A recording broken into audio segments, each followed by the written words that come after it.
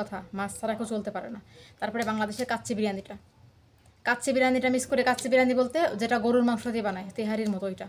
তো আমি তো বিফ খাই না, কাচ্চির কথা বললাম আর কি, অনেক সময় বিফ দিয়েও বানাই, তো ওইটা আমার ভালো লাগে। আমাদের খুলনাতে বানাই বিফ দিয়ে, তো ওটা আমি মিস করি। তারপরে হচ্ছে বাংলাদেশের চুই ঝালের মাংস, চুই ঝাল তো মিস করতেছি।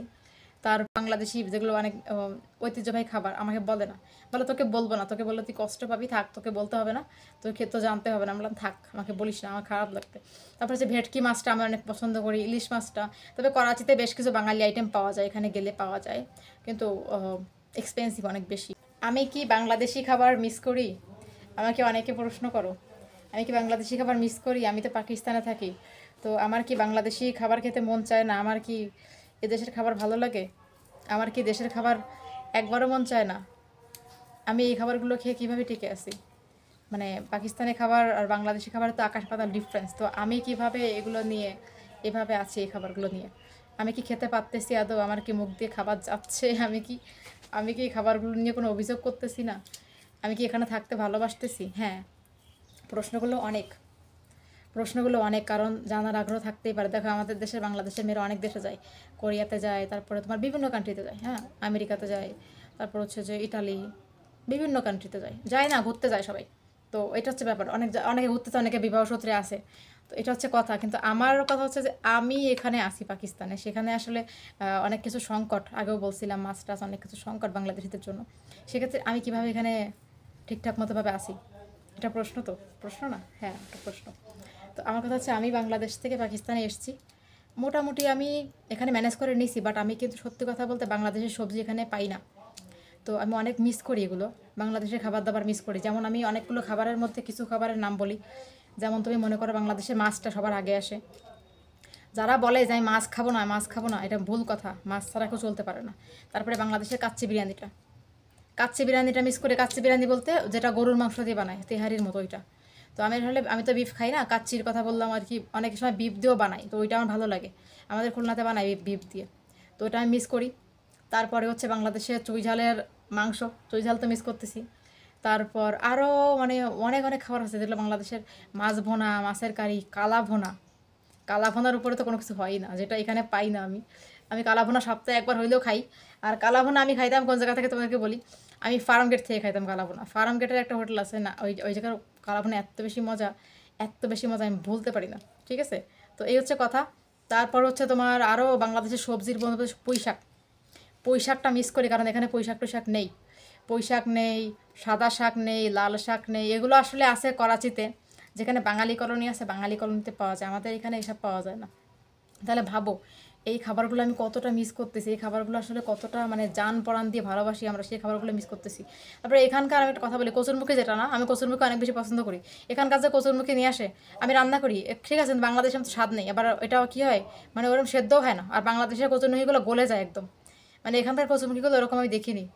আবার কচু শাক নেই, কচু শাকের এত বেশি ফ্যান আমি, সেই কচু শাক নেই। মানে কচু শাক আর চিংড়ি মাছ হলে আমাদের বাঙালির মানে হয়ে যায় বলতে গেলে, তো কচু শাক নেই, চিংড়ি মাছ নাই, তা কচু শাক আর চিংড়ি মাছ না হইলে মানে কী হয় বলো?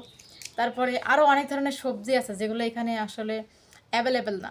তো আমার খুব খারাপ লাগে আর কষ্ট লাগে পাকিস্তানে, যে এগুলো কষ্ট মানে একটু একটু খারাপ লাগে যে বাংলাদেশি খাবারগুলো এখানে পাচ্ছি না। মানে সবারই এটা মানে থাকে না যে আসলে আমাদের দেশের খাবার, দেশের সব কিছু যদি এখানে না পাই, ব্যাপারটা আসলে খারাপ দেখা যায়। তো আমারও সেই একই রকমই লাগে। তো তোমরা যারা এগুলো কমেন্ট করো, তোমরা যারা অনেকে, আমি আসলে বাংলাদেশের ফুডের কোনো ভিডিও দেখি না এখন, আগে দেখতাম এখন দেখি না, দেখলে আমার খাইতে মন চায়। তারপর বাংলাদেশের পিঠাগুলা, মানে শীতকালের ভাপা পিঠা, চিতই পিঠা, হ্যাঁ, এগুলো আসলে মিস করি। তার বাংলাদেশের নকশি পিঠা। আর এখানে আসলে তাল পাওয়া যায় না, আমার খুব খারাপ লাগে তাল পাওয়া যায় না এখানে।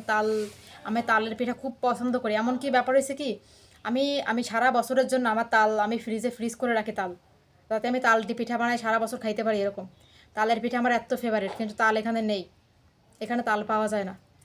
তো আমার আমার আমার সব সময় কথা হচ্ছে যে আমার বাংলাদেশে যাবো, এবার বাংলাদেশে গিয়ে তাল নিয়ে আসবো প্যাকেটিং করে বেশি করে। আর আমার নানুকে বলবো তাল রেখে যেতে আমার জন্য বেশি করে ফ্রিজে। যখনই যাবো তালগুলোকে নিয়ে আসবো, যাতে আমি একটু হয়তো পিঠা বানিয়ে খাইতে পারি। আমার জন্য না, আমি চাই আমার বরকে বাংলাদেশি খাবার খাওয়াতে, কিন্তু আসলে এখানে তো পাওয়া যায় না এইভাবে। তারপরে এখানে নারিকেল পাওয়া যায় না, এত বড় একটা অসুবিধা চিন্তা করো, পাকিস্তানে নারকেল পাওয়া যায় না। মানে গাছের যে তাজা নারকেলটা মানে পেরে পেরে ভেঙে তারপর এটাতে পিঠা বানায় খাই না, আমি পিঠা বানায় খাই, পায়েস বানায় খাই, সেই নারকেলটা এখানে নেই। এখানে নারকেল পাওয়া যায় বক্সে, আমি দেখলাম নারকেল বক্সে পাওয়া যায়, ওইটা কোরানো মানে কোরানি দিয়ে কুড়িয়ে রাখা বক্সে পাওয়া যায়, ওইটা তাজা না অনেক দিনের, সেটা সেটা পাওয়া যায় বাজারে, টিনের কৌটায় পাওয়া যায়। তো সেইটা আনার পরে সেইটা তোমরা মানে খাইতে হবে, তো সেটা তো তখন স্বাদ পাবো না, সেটা থেকে স্বাদ পাবো বলো? ওই টিনের কৌটার স্বাদ পাওয়া যায় না ওইটাতে। তো এই হচ্ছে কথা। তো অরিজিনাল নারকেলটাকে মিস করি। অনেক কিছু আছে, ডাব নাই এখানে, আমি এত ডাবের পাগল, গরম হলে ডাব হইলে আর কি লাগে, ডাব নাই এখানে, আখের জুস পাওয়া যায়, ডাব পাওয়া যায় না। মানে গরম হইলে রেগুলার একটা করে ডাব খেতাম, বাইরে গেলে, বাইরে যে একটা ডাব খেতাম কত মজা লাগতো, শরীরের মধ্যে শান্তি এসে যেত।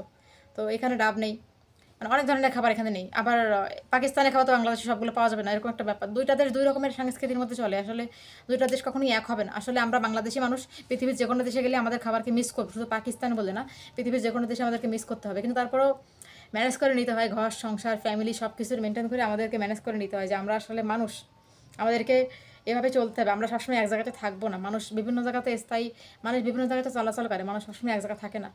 তো এগুলো দিক বিবেচনা করে আমাদেরকে চলতে হয় ভাই, ম্যানেজ করে। তো ব্যাপারটা আমারও খুব খারাপ লাগে যখন আমার এগুলো মনে পড়ে, কিন্তু আমি মনে করতে চাই না কখনো।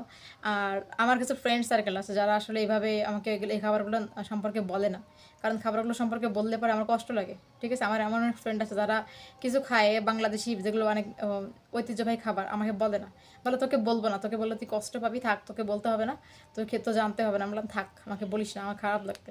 তারপরে হচ্ছে ভেটকি মাছটা আমি অনেক পছন্দ করি, ইলিশ মাছটা। তবে করাচিতে বেশ কিছু বাঙালি আইটেম পাওয়া যায়, এখানে গেলে পাওয়া যায়, কিন্তু এক্সপেন্সিভ অনেক বেশি। আমি ভাবছি বাংলাদেশে যখন যাবো বাংলাদেশ থেকে অনেক কিছু বীজ নিয়ে আসবো, এই জন্য এখানে লাগাবো। মাছটা তো আর পারবো না, বাট সবজিটা তো লাগাতে পারবো, তাই না? সবজিটা লাগাতে পারলেই তো অনেক, সবজিটা খেতে পারলে আর কি লাগে। সো এই হচ্ছে ব্যাপার, আসলে সবাই নিজের মাতৃভূমির খাবারকে মিস করে, আমি একা না, সবাই করে দুনিয়ার, মানে দুনিয়ার সবাই তার না মাতৃভাষার খাবারকে মিস করে, মাতৃদেশ, মায়ের খাবার, মায়ের দেশের খাবারকে মিস করে। কিন্তু আমরা আসলে শুধু পাকিস্তান বললে হবে না, পৃথিবীর সব দেশে আমরা আমাদের নিজেদের খাবারগুলোকে পাবো না, আমাদেরকে ম্যানেজ করে চলতে হয়, এই জন্যই তো আমরা মানুষ। যাই হোক, তোমাদেরকে অনেক কিছু শেয়ার করে দিলে আমার অনেক খারাপ লাগতেছে, আর বেশি বেশি খাবারের কথা বলে আমার ক্ষুধা লেগে যাবে। তো পৃথিবীর আমি মনে করি কি বাংলাদেশে সব মানুষের বাংলাদেশে থাকা উচিত, ভালোবাসার মানুষ টানুষ নেই, কিন্তু কী করবো, প্রেম বিয়ে হয়ে গেছে, এখন তো কিছু করার নাই। যাক, চেষ্টা করবো ফিউচারে বাংলাদেশে থাকার জন্য, দেখি আর বরকে নিয়ে যাতে আমি খেয়ে বাঁচতে পারি, ও না বাঁচুক আমি বাঁচি। ও তো পাবে না, আসলে পাকিস্তানের সব খাবার বাংলাদেশে পাবে, বাট বাংলাদেশিরা তো পাবে না পাকিস্তানে, তাই একটা ব্যাপার আছে। যাই হোক বন্ধুরা, আজকের ভিডিওটা তোমাদের জানিয়ে দিলাম, অনেকটা কথা বলে ফেললাম, বক বক করে ফেললাম। তো নেক্সটের দিন অনেক আর একটা ভিডিও নিয়ে আসবো। আজকের মতো আমি বিদায় নিচ্ছি, আল্লাহ হাফিজ।